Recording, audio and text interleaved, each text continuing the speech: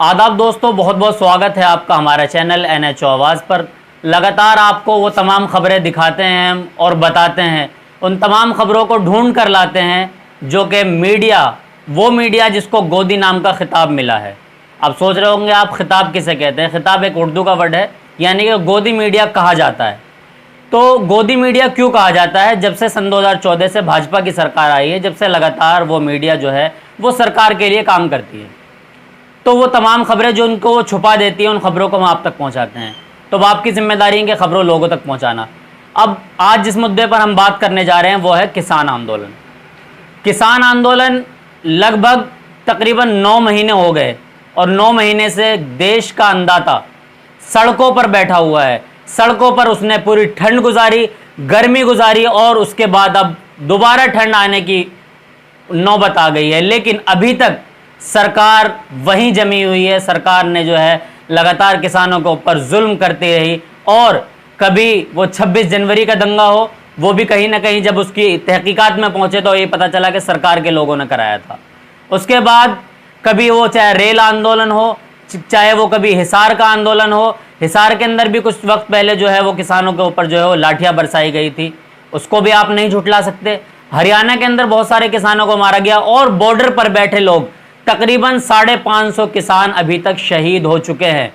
अपनी मांगों को लेकर रोड पर बैठे हैं और मांगे सिर्फ उनकी पर्सनल नहीं है, मांगे जो हैं वो पूरे देश की मांगे हैं कि अगर ये आज किसान जिस लड़ाई को लड़ रहा है, अगर ये लड़ाई नहीं लड़ी जाएगी तो आने वाली नस्लें जो है वो इस नस्लों को गालियां बकेगी कि हमारे बड़ों के सामने ये सब कानून बनाए गए लेकिन हमारे बड़े नहीं लड़े। अब ज़्यादा दूर ना जाते हुए कल का जो मुद्दा है वो सामने आ रहा है। इस वक्त करनाल के अंदर पुलिस ने जो लाठियां बरसाई किसानों के ऊपर, आप उसकी आलोचना भी नहीं कर सकते। आप तस्वीरें देखेंगे तो आप जो है शर्मशार हो जाएंगे कि देश के अन्नदाता को किस तरीके से मारा जा रहा है। आइए पहले वो वीडियो देख लेते हैं, उसके बाद और आगे की बातें करेंगे।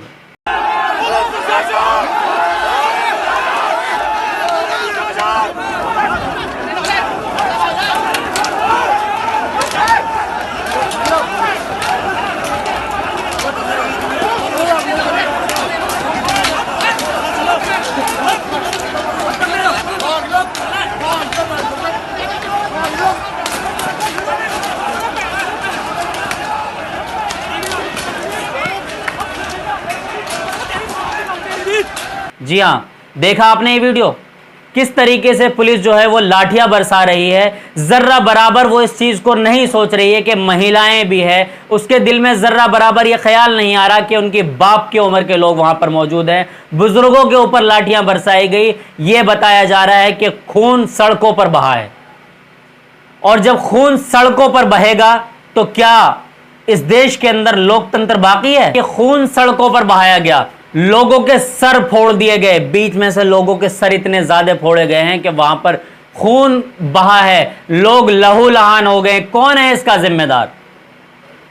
पिछले कुछ समय से लगातार जब से अफगानिस्तान और तालिबान का मामला देश के अंदर चल रहा है, तमाम मीडिया सारी चीजों को भूल गई है। लगातार दलित बेटियों का जो है वो बलात्कार किया जा रहा है। उसी दरमियान लगातार जो है मॉब लिंचिंग की जा रही है। ये कहा जा रहा है कि किसी मुसलमान को ये भी हक नहीं है इस देश के अंदर कि वो चूड़ियां बेच सके। मुसलमान को ये भी हक नहीं है कि वो जीरा बेच सके। मुसलमान को ये भी हक नहीं है कि वो अपना कोई बिजनेस कर सके। क्या मुसलमान इस देश का किराएदार है? नहीं नहीं, देश का किराएदार नहीं बल्कि देश का हकदार है मुसलमान। और लगातार जो मीडिया प्रोपेगेंडा चला रही है, मीडिया ये कह रही है कि तालिबान ने ये कर दिया, तालिबान अफगानिस्तान, तालिबान के आतंकी। क्या हमारे देश के अंदर आतंकी नहीं है? सन 2014 में तालिबान, जिसको ये हमारी देश की मीडिया आतंकी कह रही है, वो आतंकी हमारे देश के अंदर भी मौजूद हैं, सिर्फ उनका कलर अलग है। उनका कलर है भगवा रंग, जिसकी आड़ में आकर लगातार नफरत फैलाने का काम हो, दलित के बेटियों का बलात्कार हो, मुसलमानों के साथ मॉब लिंचिंग हो, ये तो लगातार चल रही है। क्या देश के अंदर यही सब कुछ चलता रहेगा? और आखिर कब तक? एक पत्रकार हूं, सवाल पूछना मेरा हक है। पत्रकार हूं, सवाल तो पूछूंगा। लगाइए आप मुकदमे। मुझे मालूम है कि कुछ समय के लिए मैं बोल पाऊंगा, क्योंकि इस देश के अंदर तकरीबन सन 2000 जब से हमारा देश आज़ाद हुआ है तकरीबन 75 साल हो गए, लेकिन आज भी इस देश का नागरिक आज़ाद नहीं है। मैं खुद अपने आप को आज़ाद महसूस नहीं करता। उसकी वजह है कि सोशल मीडिया, उन पर तमाम बीजेपी का आईटी सेल काम करता है। बात करें तो किसी भी प्लेटफॉर्म पर आप चले जाएं, आप आज़ाद नहीं हैं। और हाँ, अगर आप आज़ादी वाली बातें करेंगे, आप सरकार के खिलाफ बोलेंगे, आपके ऊपर यूएपीए लगाया जाएगा, एनएसए लगाया जाएगा, ताकि आपकी जमानत तक ना हो सके तो आपको शूट भी कर दिया जाएगा और कहा जाएगा कि हमारे भारत की पुलिस ने आज एक बड़ा काम किया है कि मौके वारदात पर एक आतंकवादी को मार गिराया है। आतंकवादी वो हो जाता है जो इस देश के अंदर हक की बात बोलता है या हक की आवाज़ उठाता है। तो फिर मैं दोबारा उसी मुद्दे पर आ रहा हूं कि किसान आंदोलन को जब 9 महीने हो गए कि वो लगातार चल रहा है, किसानों की मांगे हैं कि वो बिल जो सरकार ने बनाए हम उससे संतुष्ट नहीं है। या तो सरकार हमें ये समझा दे कि आखिर उन बिलों में क्या है कि हम उसको एक्सेप्ट कर लें, या फिर अगर सरकार नहीं समझा सकती है तो सरकार उनको वापस कर ले। जिस संसद के अंदर बिल बने उस संसद के अंदर बिल वापस कर ले। लेकिन सरकार का यह कहना है कि बिल तो अच्छे हैं, किसानों के फायदे के हैं, तो फिर सरकार आखिर वो बिल किसानों को समझा क्यों नहीं पा रही है। कभी जंतर मंतर पर प्रोटेस्ट हो रहा है, तमाम बॉर्डरों पर लोग बैठे हुए हैं, लेकिन महिलाएं भी बैठी है, लोगों की मौतें भी हो रही है। कुछ समय बाद जो है वो ऊपर से आदेश आता है कि इन किसानों में लठ बजाया जाए, किसानों का खून बहाया जाए। क्या इस देश की सरहद पर जो लोग खड़े हैं वो भी तो किसान के बेटे हैं? जय जवान और जय किसान का नारा दिया जाता है और ये कहा जाता है कि किसान खेतों में काम करता है, देश के लिए अन्नदाता है, देश के लिए अन्न उगाता है, पूरा देश खाता है, और उनका बेटा जवान बनकर सरहद पे खड़ा है। जब ये बेटे अपने बाप के साथ आकर खड़े हो जाएंगे तो क्या देश बच पाएगा या फिर लोकतंत्र खत्म हो जाएगा? और मैं तो ये कह सकता हूं कि लोकतंत्र खत्म हो चुका है, क्योंकि लोकतंत्र के अंदर आज़ादी है बोलने की, लोकतंत्र के अंदर आज़ादी है प्रोटेस्ट करने की, लोकतंत्र के अंदर आज़ादी है अपनी आवाज़ उठाने की, लेकिन लोकतंत्र को लगातार जो है उसका जनाजा निकाला जा रहा है, लोकतंत्र को जो है लगातार दबाने की कोशिश की जा रही है, लोकतंत्र को ख़त्म कर दिया गया है।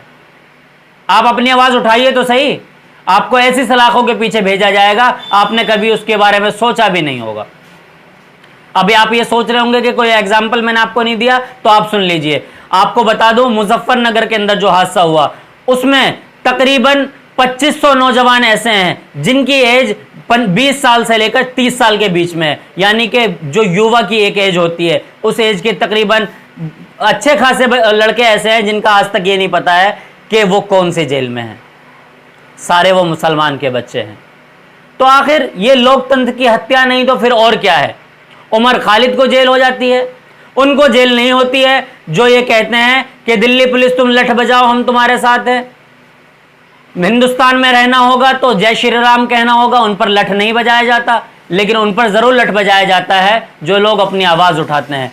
तो अगर इस तरीके से लोकतंत्र की हत्या की जाती रही तो मैं खुद आवाज उठाता रहूंगा। लिखिए आप मुकदमा, हम उसके लिए तैयार हैं। तो हम तमाम उन मुद्दों को उठाते हैं जिनको गोदी मीडिया छुपाती है। तो हम सब लोगों की जिम्मेदारी है कि इन आवाज़ को उन लोगों तक पहुंचाए जहां तक ये आवाज़ें नहीं पहुंच पाती है। जब तक के लिए अलविदा।